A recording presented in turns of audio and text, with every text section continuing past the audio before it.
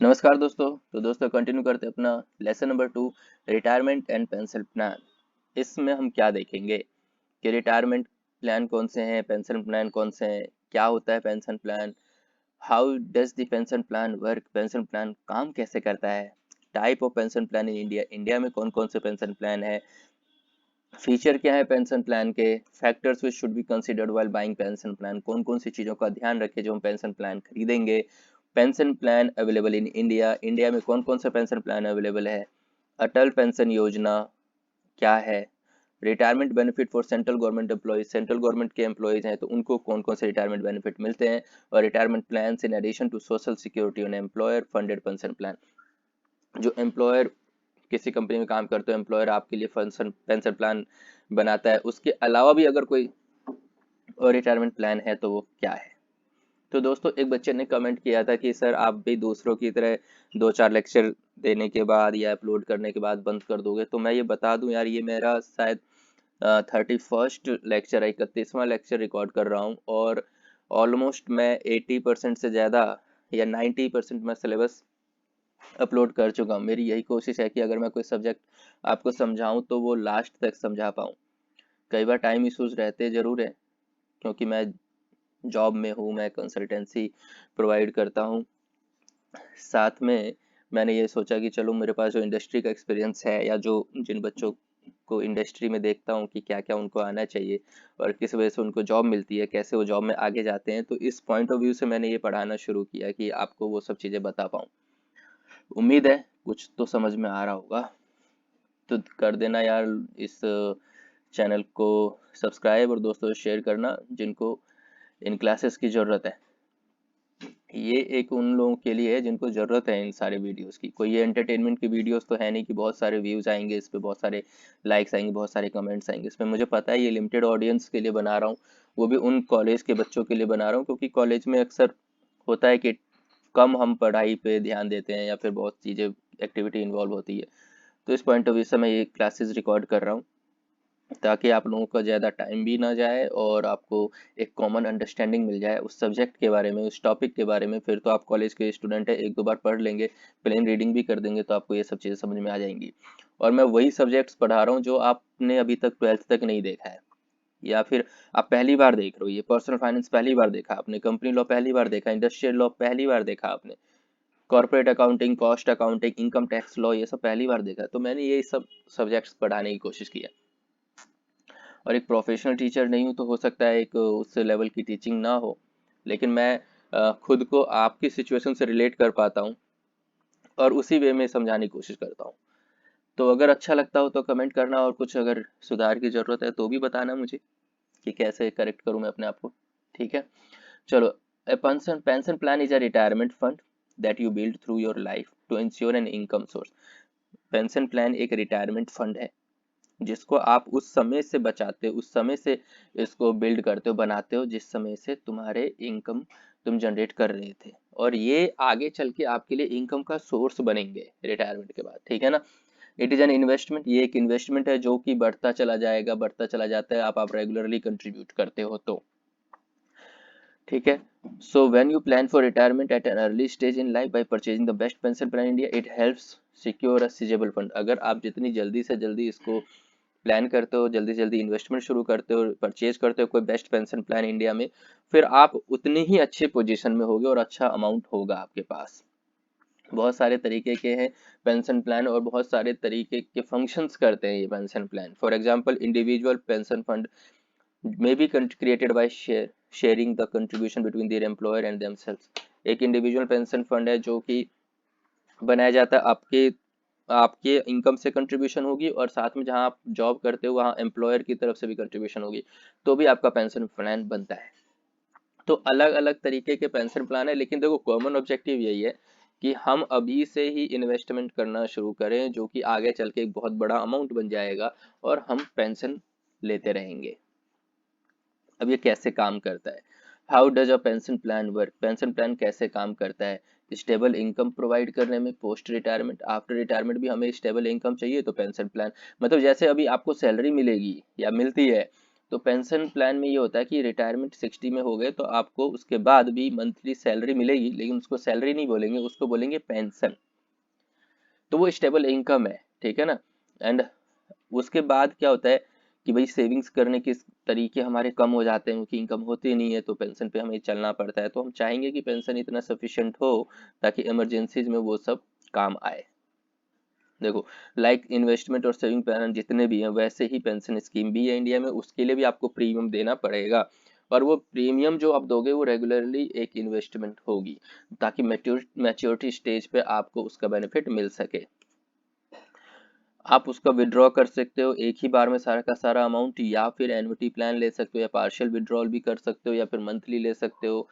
तो ये सारे जो मतलब ऑप्शंस इसमें अवेलेबल होते हैं कि आपने जितना भी पैसा बनाया बचाया है पेंशन के लिए, वो हम चाहते हैं एक ही बार में मिल जाए तो वो भी मिल सकता है, चाहते हैं सालाना मिले वो मिल सकता है, या फिर चाहते हैं मंथली मिले वो भी मिल सकता है। ठीक है, अब देखते हैं type of pension plan in India. कौन कौन से टाइप है पेंशन प्लान के। पहला है एन्युटी प्लान। ये एन्युटी प्लान क्या है, enable receiving regularly after investing a lump sum amount. आप lump sum amount regularly invest करते हो, the investment made is further invested by a company.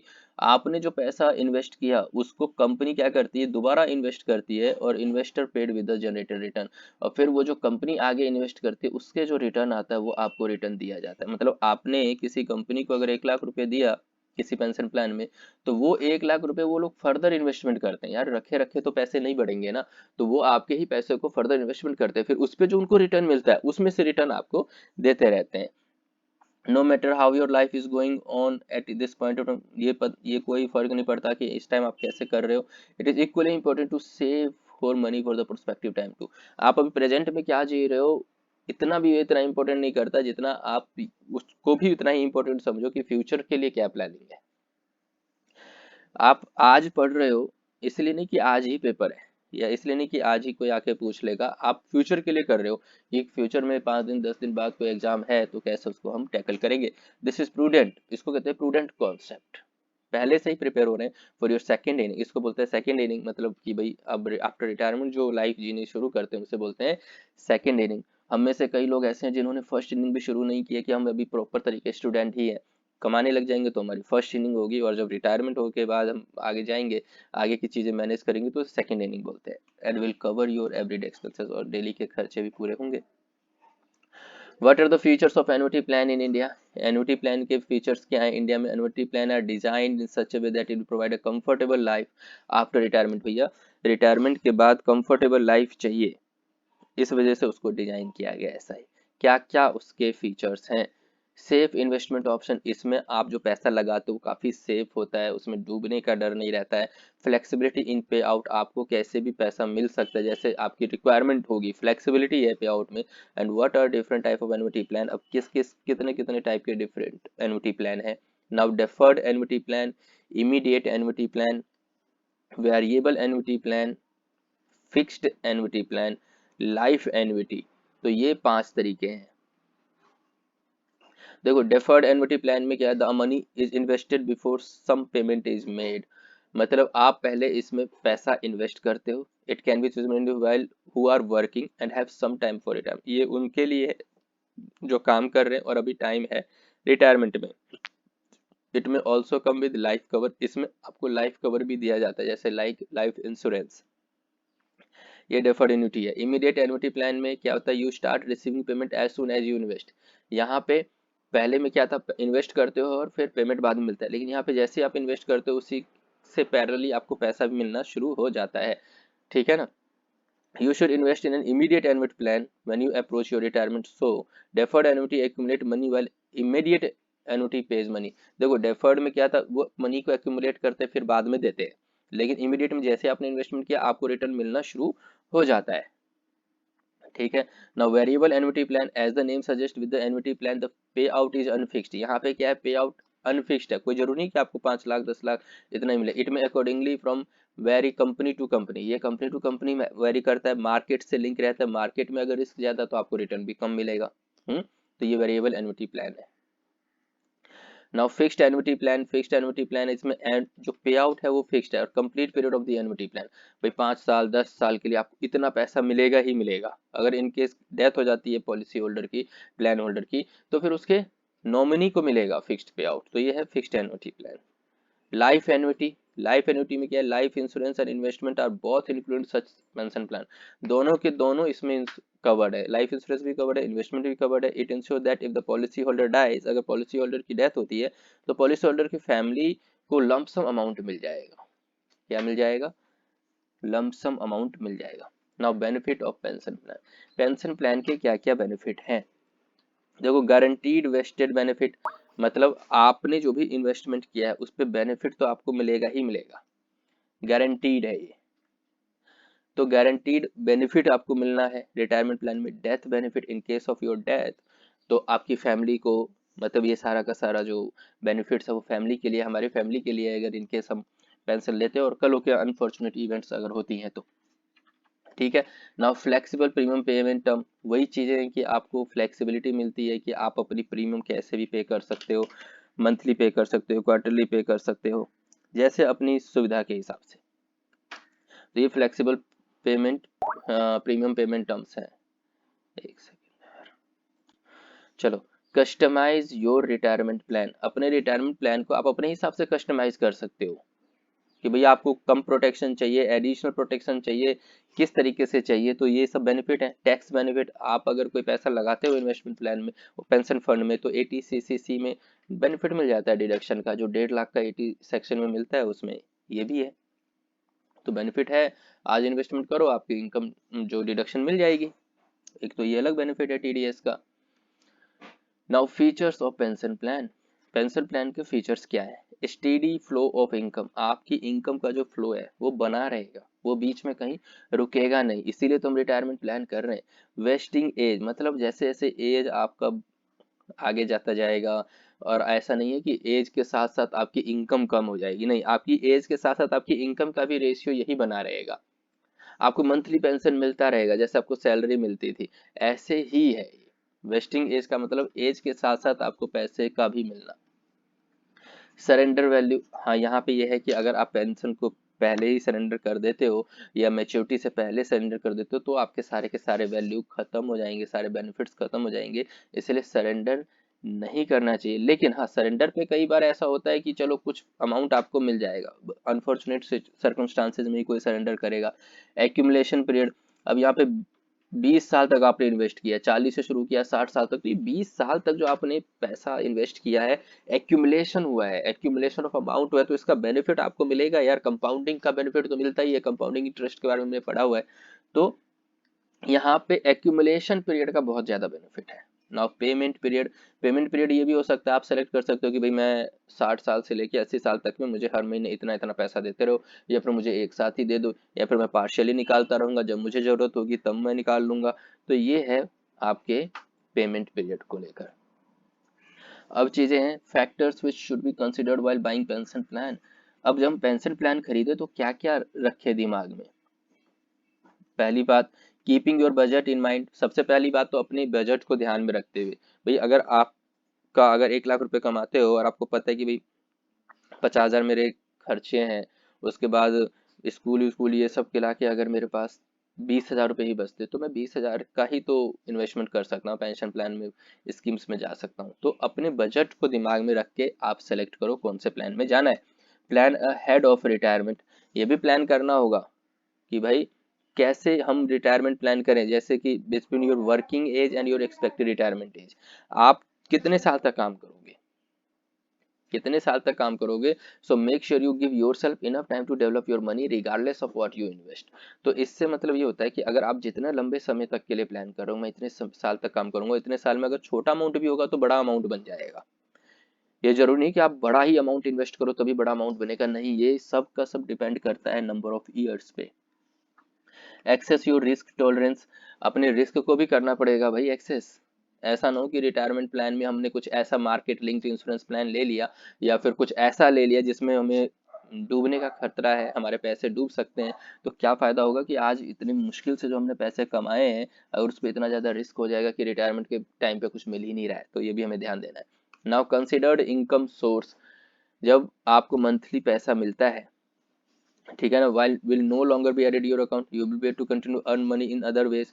You might for example earn a pension from your employer or own an extra home that you could rent out. ये कह रहे हैं कि अपना आप एक इनकम तो आपकी है कि आपकी सैलरी इनकम हो रही है, लेकिन अगर आपके मान लीजिए आपका एक घर भी है उससे भी रेंटल इनकम हो रही है, तो एक एडिशनल रेंटल इनकम को आप पेंशन प्लान में या इन्वेस्टमेंट कर सकते हो। या कल होके अगर रिटायरमेंट होती है तो आप एक कैसे इनकम सोर्स क्रिएट करोगे, ठीक है, यहाँ से हमारा पेंशन फंड बन ही रहा है, और कल होके एक हम घर ले लेते हैं उसमें रेंट पे चढ़ा देंगे तो एक रेंटल इनकम ही तो आएगी ना, तो वो इनकम सोर्स देखना होगा।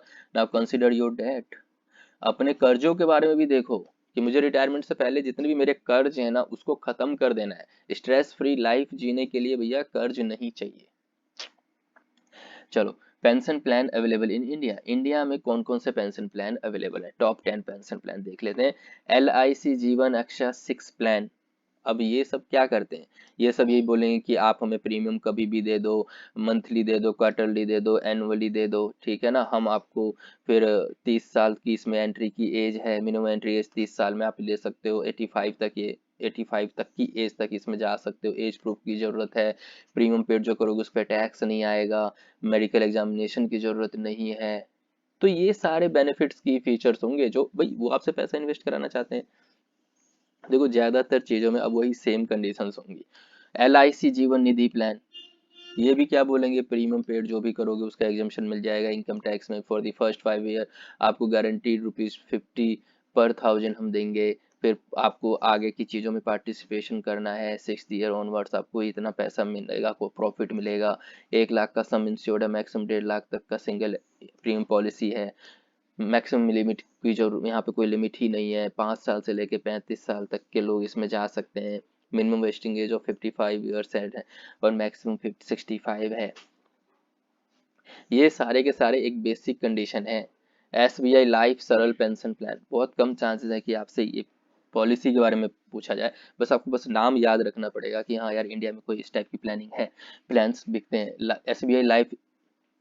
SBI लाइफ सरल पेंशन प्लान, यार इसमें भी वही सारी चीज, गारंटेड बोनस देंगे, 10 साल में मिनिमम एंट्री है, मैक्सिमम 40 साल में है, 18 साल में मिनिमम पॉलिसी का टर्म है, 10 साल से लेके 40 साल तक, 18 साल में एंट्री ले सकते हो, 65 साल तक ले सकते हो, मिनिमम मैच्योरिटी है 40 साल है, 70 साल है, मतलब 40 की एज में मैच्योरिटी हो सकती है, मैक्सिमम 70 की एज में मैच्योरिटी हो सकती है, 1 साल 1 लाख का सम इंश्योर्ड है, अपना single monthly yearly premium mode कैसे भी ले सकते हो।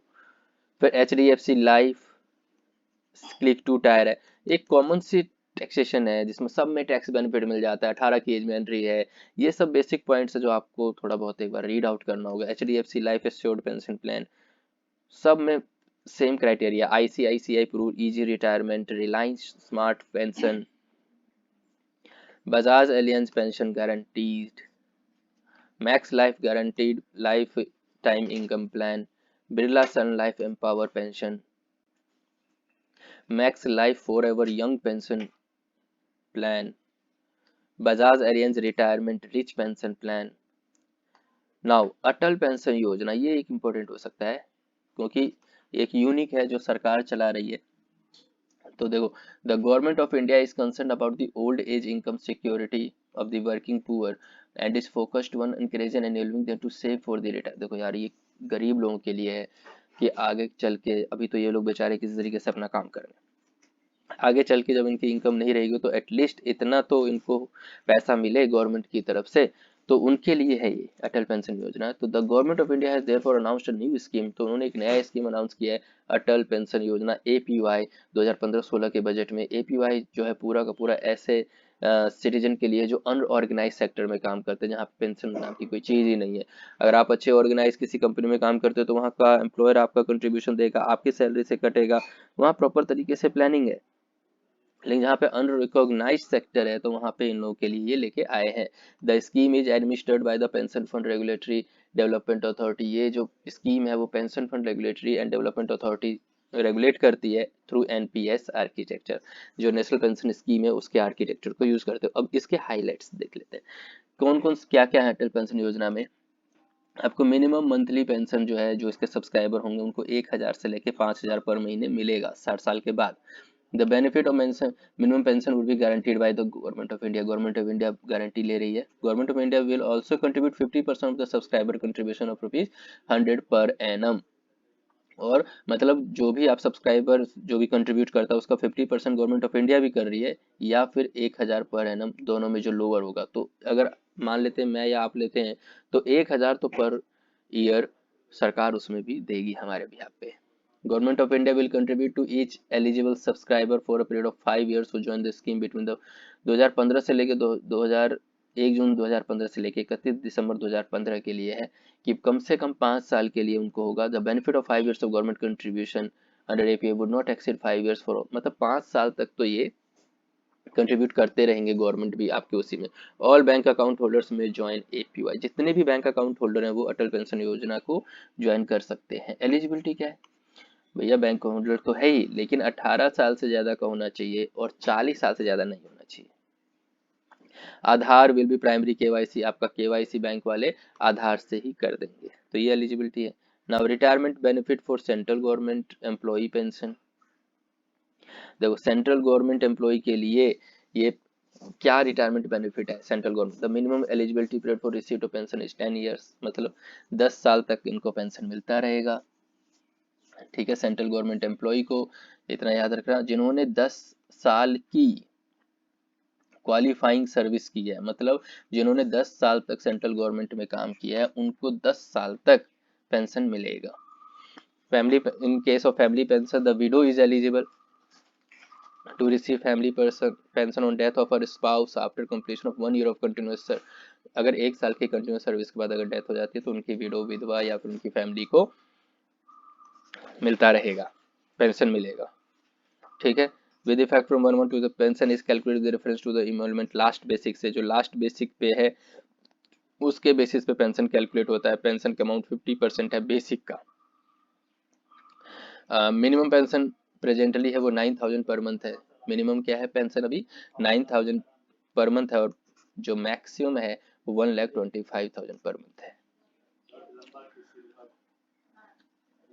Now commutation of pension, pension commutation का मतलब ये होता है कि आप एक मिनिमम एक लिमिट तक ही पैसा निकाल सकते हैं। अब जैसे कि central government servant has option to commute a portion of pension not exceeding 40% into a lump sum payment, मतलब 40% वो लंप सम निकाल सकते हैं, बाकी वो लंप सम नहीं निकाल सकते। उनको एक प्रॉपर तरीके से कैलकुलेट होके पूरे तरीके से कैलकुलेटेड होगा वो और उनको दिया जाएगा, तो 40% लमसम निकाल सकते हैं। नाउ डेथ और रिटायरमेंट ग्रेचुटी, रिटायरमेंट ग्रेचुटी के केस में ये है मिनिमम 5 years की क्वालिफाइंग सर्विस होनी चाहिए, 5 साल उनकी जॉब रहनी चाहिए सेंट्रल गवर्नमेंट में, गवर्नमेंट सर्वेंट होने चाहिए, और उनको फिर एक इसेंशियल लंपसम अमाउंट, मतलब एक मोटा मोटी जो भी एक अमाउंट मिल जाएगा।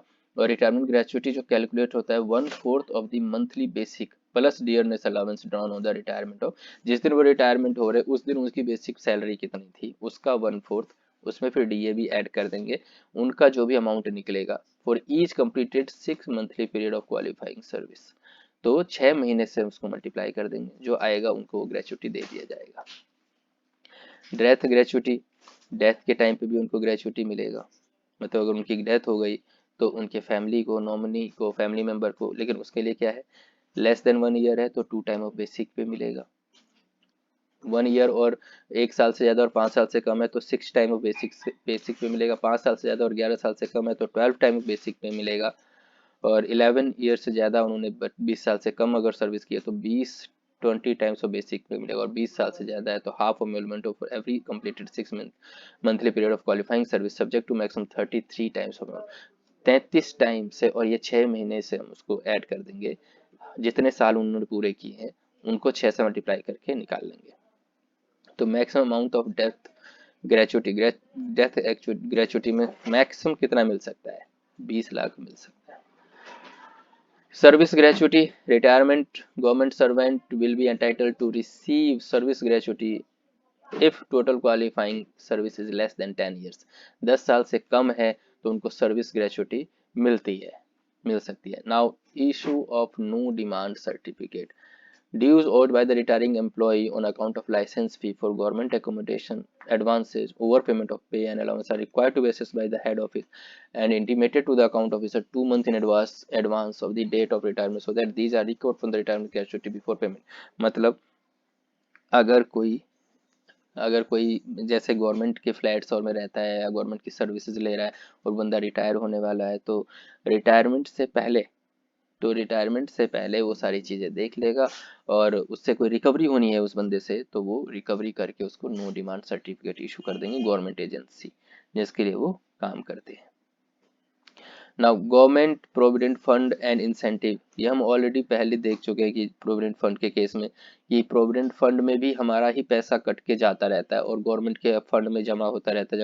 जब हम रिटायर हो जाते हैं या फिर उससे पहले भी हम चाहे तो अपने प्रोविडेंट फंड का पैसा निकाल सकते हैं या प्रोविडेंट फंड के अगेंस्ट हम लोन भी ले सकते हैं।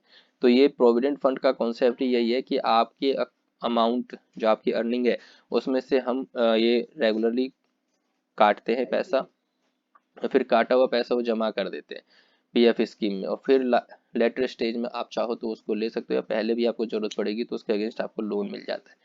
Now deposit link insurance scheme, deposit link insurance scheme में क्या होता है, एक तरीके से ये इन्वेस्टमेंट है कि भाई डेथ ऑफ द सब्सक्राइबर के डेथ होने पे आपको उसका जो मैच्योरिटी अमाउंट है वो मिलता रहेगा एटलीस्ट 5 years ऑफ सर्विस, लेकिन इन सब के लिए क्या है वो 5 साल तक के लिए वो सर्विस में होना चाहिए। नाउ कंट्रीब्यूटरी प्रोविडेंट फंड में ये है कि अगर नॉन पेंसेबल सर्वेंट है, मतलब ऐसे गवर्नमेंट में लोग हैं जिनको पेंशन नहीं मिलेगा, तो वो लोग क्या करते हैं अपने सेफ्टी के लिए ऐसे प्रोविडेंट फंड में पार्टिसिपेट कर लेते हैं, इसमें गवर्नमेंट भी पार्टिसिपेट करती है और गवर्नमेंट भी अपने लोगों को देती है, लेकिन ये इन लोगों के लिए है ड्यूटी और foreign service but not during the period of suspension, जो ड्यूटी पे है या फिर फॉरेन सर्विस में काम करते हैं बट वो सस्पेंशन में नहीं होने चाहिए। लीव एनकैशमेंट कि भैया आपको सर्टेन लीव दिया जाता है पूरे साल में, वो लीव अगर आप ले लेते हो तब तो अच्छी बात है, छुट्टी एंजॉय कर ली, लेकिन अगर लीव नहीं लेते तो वो लीव बचा के रखते हैं और फिर वो रिटायरमेंट पे देखते हैं उनका कितना लीव है, और मैक्सिमम उनको 300 दिन तक का लीव अगर उन्होंने बचा रखा है तो 300 दिन के उनको पैसे मिल जाते हैं, एनकैश करा लेते हैं।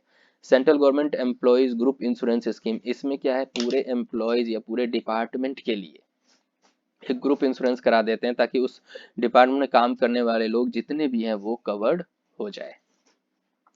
Retirement plan in addition to social security and employer funded pension, ये वो है जिसमें जो रिसीव पेंशन जिनको नहीं दिया जाएगा, लेकिन कुछ रिटायरमेंट प्लान है जिनके लिए नेसेसरी है, जरूरी है, but it should not be noted that even those who are covered by pension can also participate in, मतलब ये है कि अब अगर कोई ऑलरेडी पेंशन प्लान में पार्टिसिपेट कर रहा है लेकिन वो अपने लिए एडिशनल रिटायरमेंट प्लान चाहता है तो वो भी कर सकते हैं, ऐसे many people with pension also contribute to IRA, जो पेंशन है उनको और भी दूसरे में भी वो इन्वेस्टमेंट करते रहते हैं।